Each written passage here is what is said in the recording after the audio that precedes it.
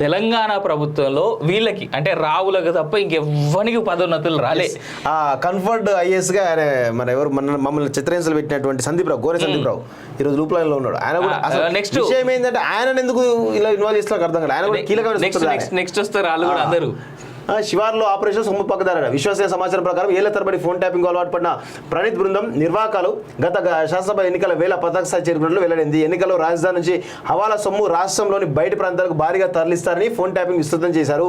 ఎన్నికల నియమాలు అమల్లో ఉన్న సమయంలో హైదరాబాద్ కమిషనర్ సందీప్ శాండిల్యా నియమితులయ్యారు. దీంతో హైదరాబాద్ కమిషనరేట్లో క్షేత్రస్థాయి ఆపరేషన్లు చేపట్టేందుకు అవకాశం చిక్కదని ప్రణీత్ బృందం వ్యూహం మార్చి శివార్లపై దృష్టి పెట్టింది. ముఖ్యంగా సైబరాబాద్ కమిషనరేట్ పరిధిలో ఆపరేషన్లు ఎక్కువగా నిర్వహించినట్లు దర్యాప్తులో గుర్తించారు. ట్యాపింగ్ లో గుర్తించిన హవాలా లావాదేవీలపై దృష్టి పెట్టి దొరికిన సొమ్మును భారీగా పక్కదారి పట్టించడం దర్యాప్తు బృందం ప్రాథమిక అంచనాకు వచ్చింది. దీంట్లో ఇంకో విషయం నేను చెప్తా. జిల్లాల స్థాయిగా కూడా ఎన్ని జిల్లాల ఫోన్ ట్యాపింగ్లు పెట్టారో తెలుసా మీకు?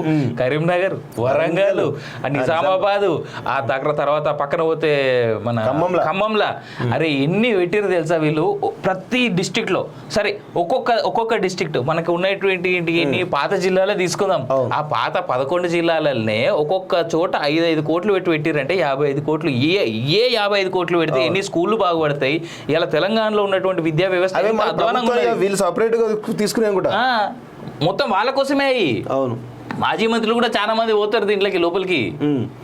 ఎక్కడ ఎవరో తేలేది ఎల్లుండే నిర్వేడిన ఢిల్లీలో సిఈసి సమావేశం అదే రోజున మిగిలిన తెలంగాణ ప్రభుత్వంలో వీళ్ళకి అంటే రావులకు తప్ప ఇంకెవ్వనికి పదోన్నతులు రాలే.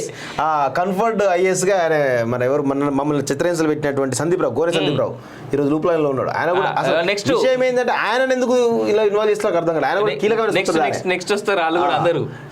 శివార్లో ఆపరేషన్ సొమ్ము పక్కదారట. విశ్వసనీయ సమాచారం ప్రకారం ఏళ్ల తరబడి ఫోన్ ట్యాపింగ్ అలవాటు పడిన ప్రణీత్ బృందం నిర్వాహకాలు గత శాసనసభ ఎన్నికల వేళ పతాక స్థాయి చేరుకున్నట్లు వెల్లడింది. ఎన్నికల్లో రాజధాని నుంచి హవాలా సొమ్ము రాష్ట్రంలోని బయటి ప్రాంతాలకు భారీగా తరలిస్తారని ఫోన్ ట్యాపింగ్ విస్తృతం చేశారు. ఎన్నికల నియమాలు అమల్లో ఉన్న సమయంలో హైదరాబాద్ కమిషనర్ సందీప్ శాండిల్యా నియమితులయ్యారు. దీంతో హైదరాబాద్ కమిషనరేట్లో క్షేత్రస్థాయి ఆపరేషన్లు చేపట్టేందుకు అవకాశం చిక్కదని ప్రణీత్ బృందం వ్యూహం మార్చి శివార్లపై దృష్టి పెట్టింది. ముఖ్యంగా సైబరాబాద్ కమిషనరేట్ పరిధిలో ఆపరేషన్లు ఎక్కువగా నిర్వహించినట్లు దర్యాప్తు గుర్తించారు. ట్యాపింగ్ లో గుర్తించిన హవాలా లావాదేవీలపై దృష్టి పెట్టి దొరికిన సొమ్మును భారీగా పక్కదారి పట్టించడం దర్యాప్తు బృందం ప్రాథమిక అంచనాకు వచ్చింది.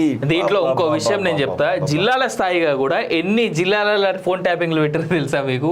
కరీంనగర్, వరంగల్, నిజామాబాద్, ఆ తర్వాత పక్కన పోతే మన ఖమ్మంలా అరే ఎన్ని పెట్టారో తెలుసా వీళ్ళు.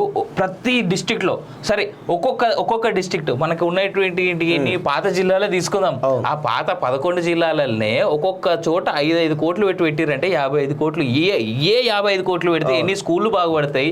ఇలా తెలంగాణలో ఉన్నటువంటి విద్యా వ్యవస్థ వీళ్ళు సపరేట్ గా తీసుకునే మొత్తం వాళ్ళ కోసమే. అవును, మాజీ మంత్రులు కూడా చాలా మంది పోతారు దీంట్లోకి లోపలికి. ఎక్కడ ఎవరో తేలేది ఎల్లుండే నిర్వేడిన ఢిల్లీలో సిఈసి సమావేశం అదే రోజున మిగిలిన 8 స్థానాలకు కాంగ్రెస్ అభ్యర్థుల ఖరారు హాజరు కానున్న రేవంత్ రెడ్డి, బట్టి ఉత్తమ్ వీళ్ళు ఎవరికి కూడా పడతలేదు. ఒకరు పడినట్టు పరిస్థితి.